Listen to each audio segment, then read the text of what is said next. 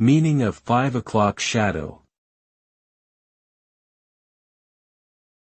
5 o'clock shadow. 5 o'clock shadow. 5 o'clock shadow.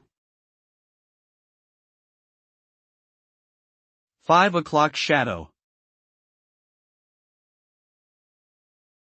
5 o'clock shadow refers to the stubble that appears on a man's face later in the day after he is shaved in the morning. It is named after the idea that the beard growth typically becomes noticeable around 5 p.m. The result of a 5 o'clock shadow is a rough, scruffy look that can make a man appear more rugged or unkempt.